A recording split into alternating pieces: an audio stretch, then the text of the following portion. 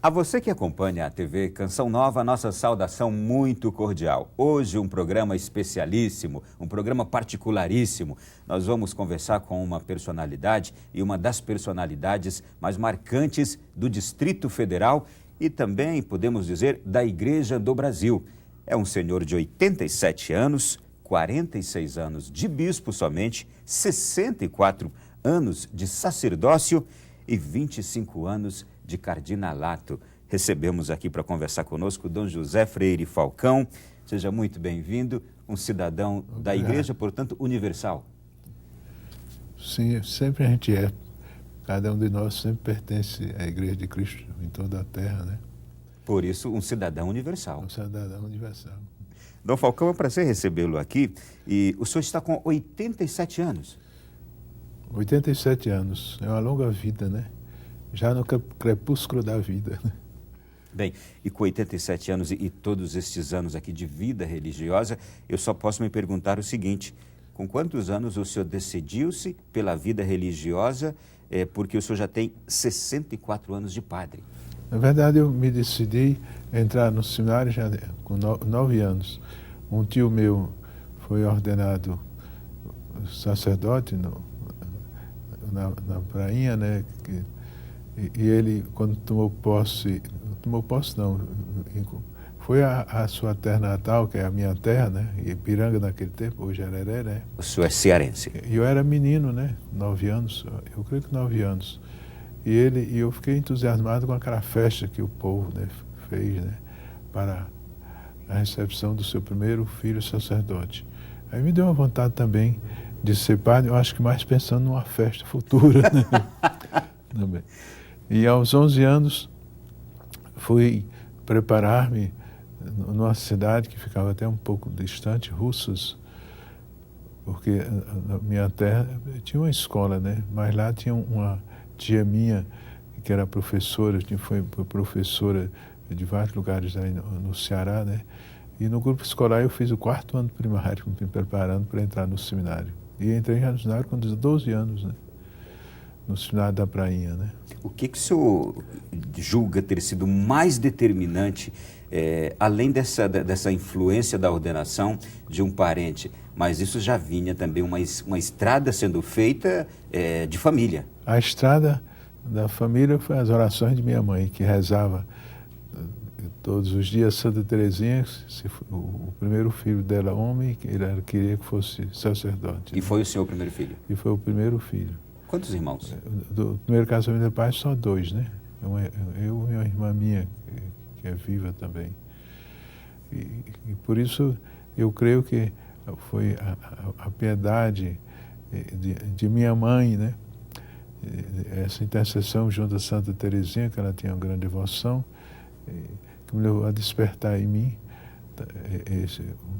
a vocação sacerdotal. Mas eu acho que também o exemplo também do meu pároco, quando eu conheci José III, né? Eu fui até coroinha dele, né? E o Padre III, naquele tempo era Padre III, depois ele foi também ordenado bispo, né? O pároco da minha paróquia e da minha localidade, que era uma capela, né? Eu tenho vontade também de seguir a vocação dele, né?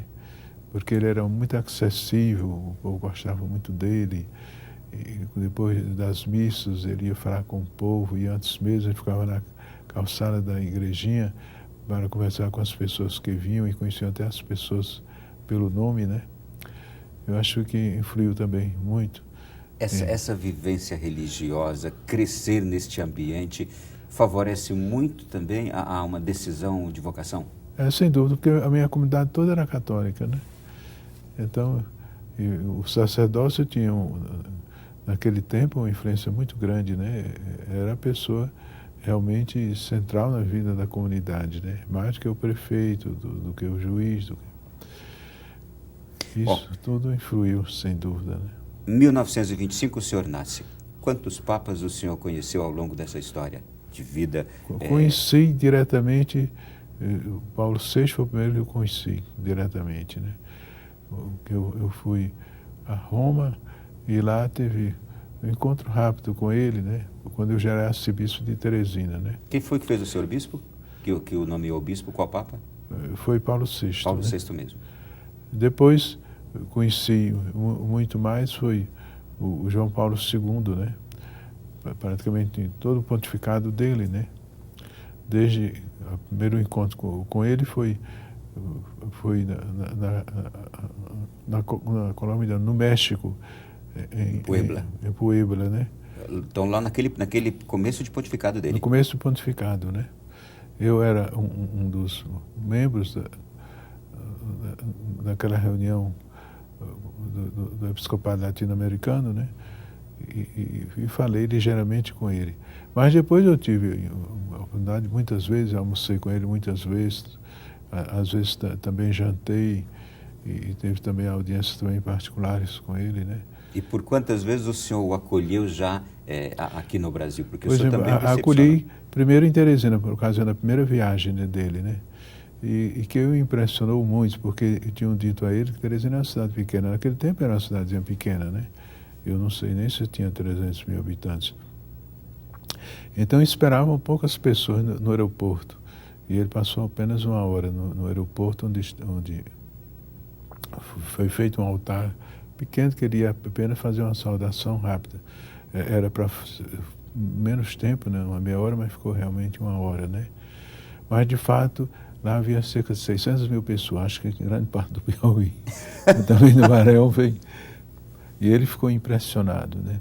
Muitas vezes ele se referiu, né, a esse encontro, né, e falando até com os senadores e deputados aqui do Brasil que estavam com ele.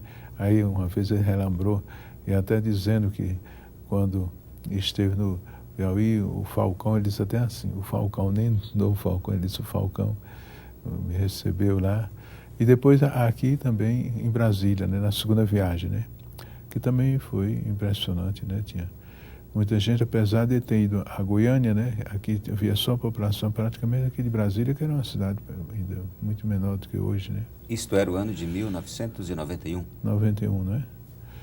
E ele ficou também encantado com a grande... Ele já estava um pouco já quebrado, não tinha mais aquelas condições físicas que tinha lá em Teresina, porque foi depois do atentado, né? Porque antes ele tinha passado pelo Rio, né? E lá no Rio tinha havido uma reunião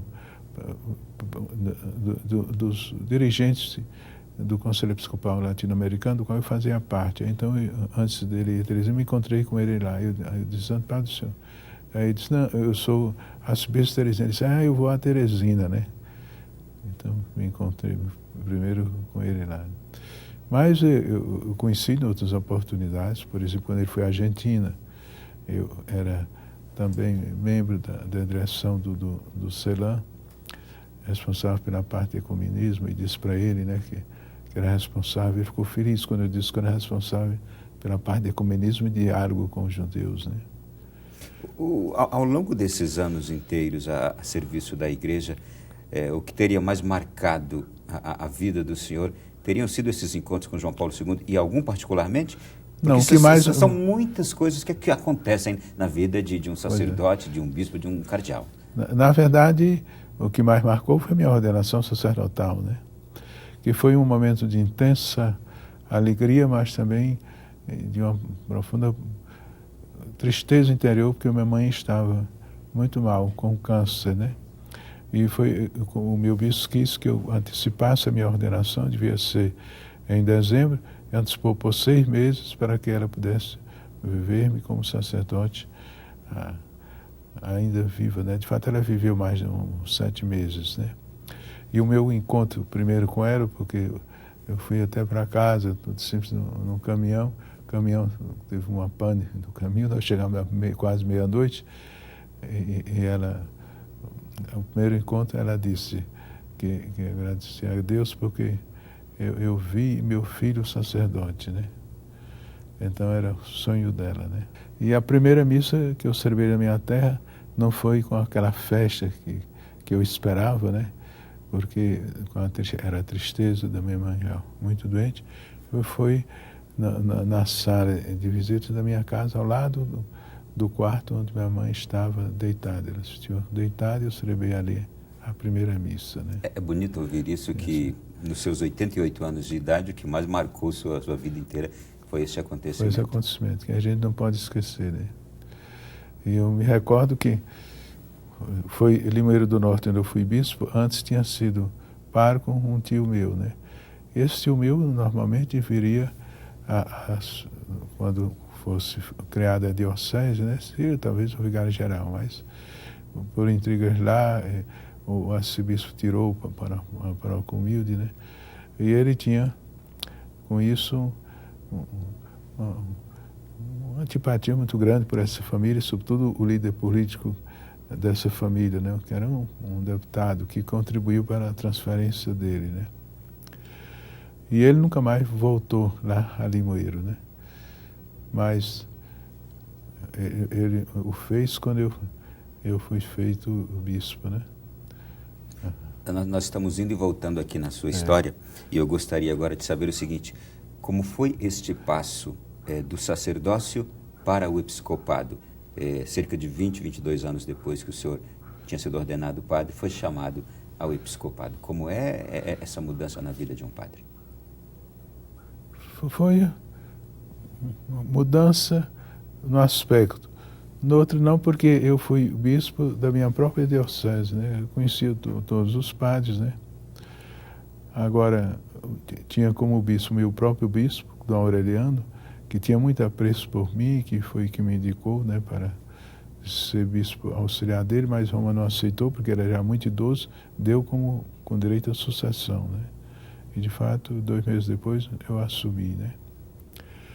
E depois, muitos achavam que eu era um intelectual, os meus colegas, achavam que eu não seria um administrador, porque Dom Aureliano foi um excelente administrador. Tudo ali em Limoeiro foi muita coisa que ele fez, né? Hospital, colégios, um colégio para rapazes e outros também para mulher, né? Era um homem de muita visão também, hospital, maternidade. E a primeira coisa que eu fiz foi valorizar o que ele fez e até melhorar, e depois visitar os padres, né, para ganhar a simpatia dos padres. Já na primeira visita pastoral... É uma boa atitude esta.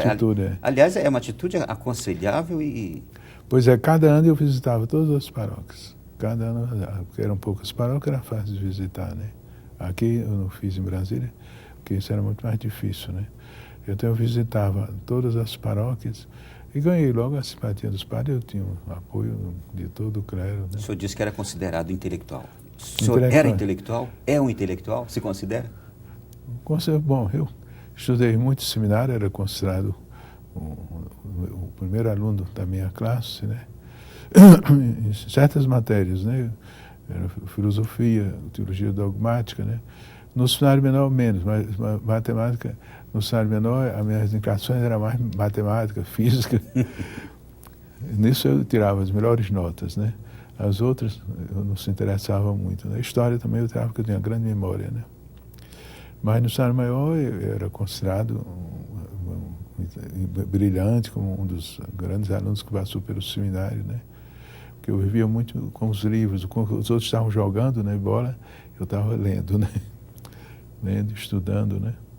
Bom, nós estamos hoje neste programa especial celebrando o jubileu de prata cardinalício de Dom José Freire Falcão. 87 anos, daqui a pouco fará 88, 25 anos de cardinalato. Entrou para o seminário com 12 anos de idade. Uma história belíssima que a gente vai continuar acompanhando daqui a pouco, no próximo bloco.